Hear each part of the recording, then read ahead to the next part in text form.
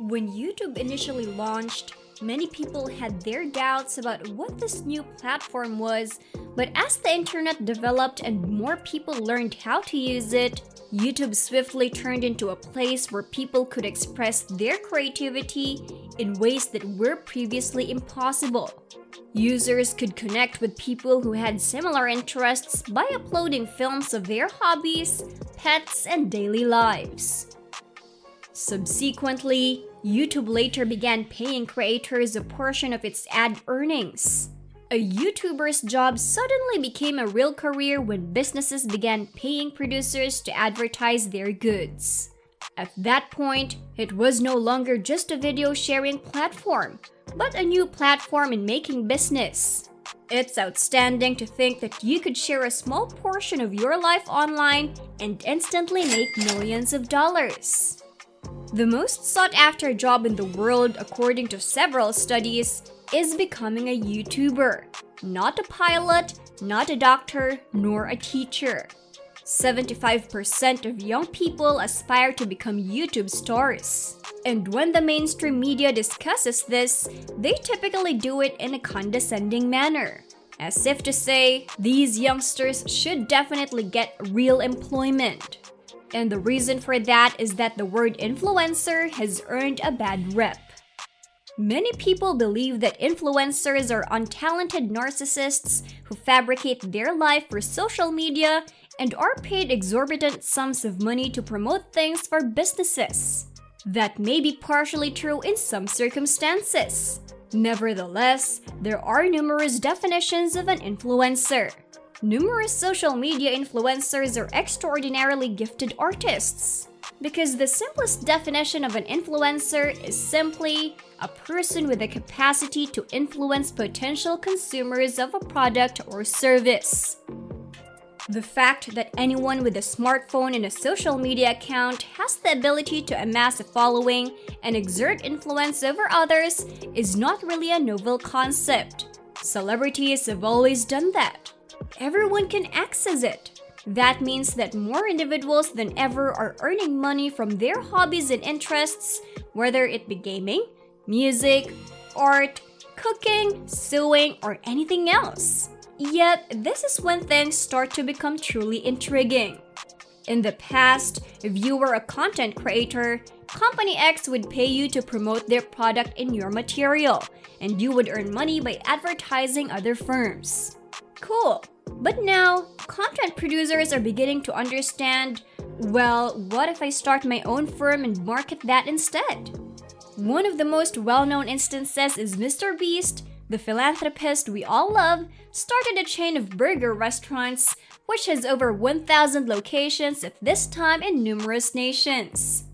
In order to receive a one-time sponsorship payment for promoting someone else's brand, Mr. Beast could have simply collaborated with McDonald's or Burger King. Yet, he now keeps all future profits, 100% of them, for himself forever.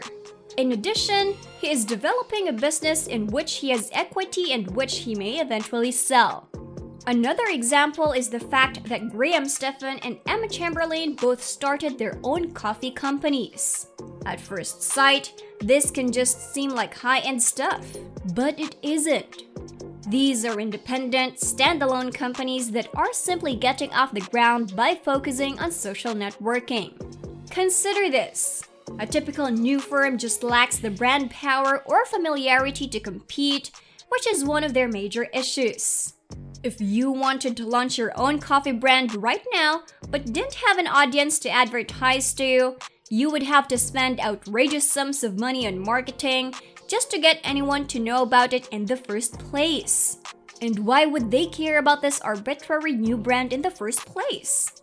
Now, it's a whole different story once a YouTuber launches a business.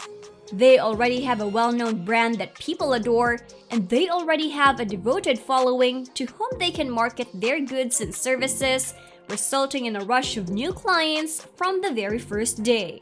Of course, this is a far broader than just what you eat and drink. Gaming YouTubers will start their own game firms, as will others.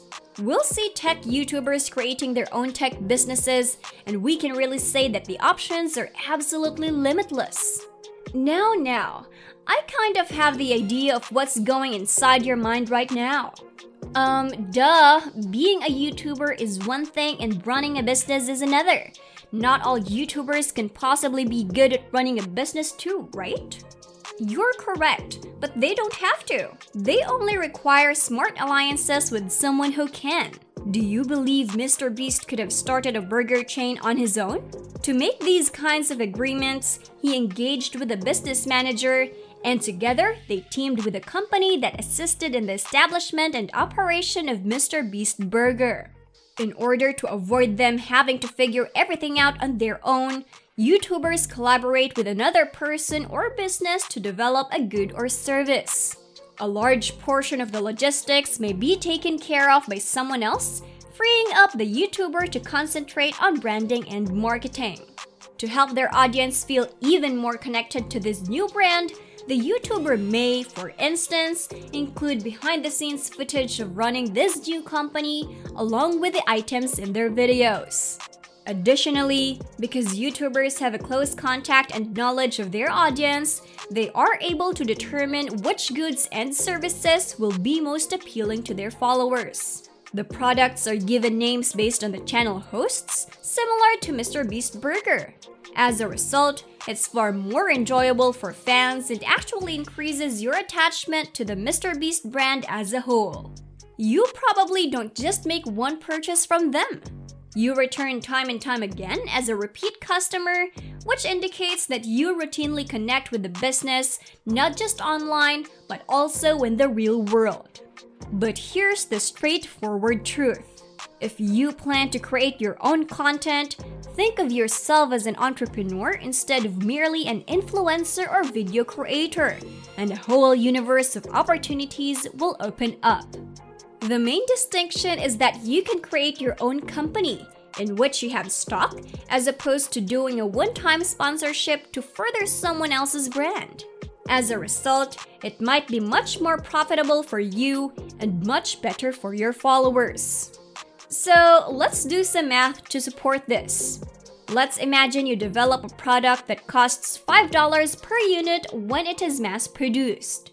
You ask $20 per unit of sale. Hence, the profit per unit sold is $15. If you had 1 million subscribers and 2% of them purchased it, that would be 20,000 people, or $300,000 in profit. Let's imagine the product is a monthly recurring subscription that customers pay for. Congrats! You now have a successful multi-million-dollar company. The odd part is that the product or service isn't simply available to the YouTuber's following. This can obviously work with much lesser channels as well. Money can be put back into marketing to reach a larger audience, and if a product or service is good, customers will also tell their friends about it. So, this new company has the potential to eventually exist independently of its founder. For instance, you don't ever need to watch a Mr. Beast movie to purchase a Mr. Beast burger. In fact, if your friend was ordering one, you definitely would too.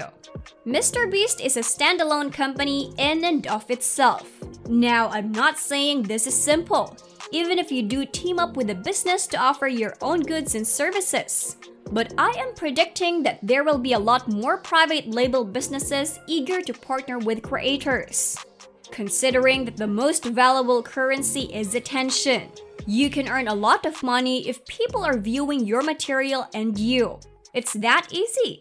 Yet, as opposed to the past, when such attention produced brand agreements and sponsorships for other businesses, it currently produces new businesses that are controlled by the creators.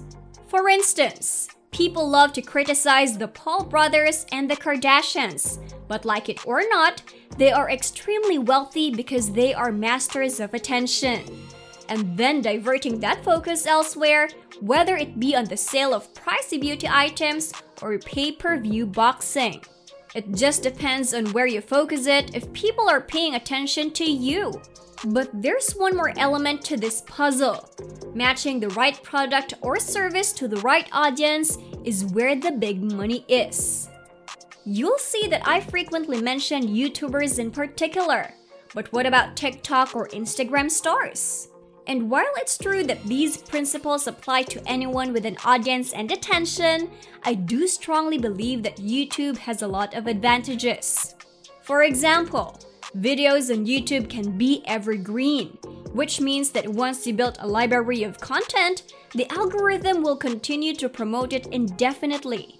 Hence, if you advertise your own product or service in a video, you may see new sales from those videos that you produced months or even years ago. This is not because you need to keep marketing it. Rather, it is due to the magic of YouTube algorithm. With platforms like Facebook, Instagram, Snapchat, and TikTok, posts typically disappear within 48 hours, so this just doesn't happen. To avoid being caught up in the social media hamster wheel of continually having to produce fresh content, this is why evergreen content on YouTube is so important.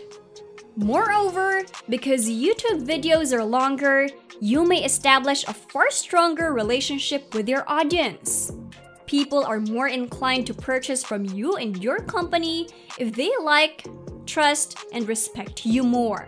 And finally, since you may include as many links as you like in the description of a video on YouTube, it is much simpler to advertise things.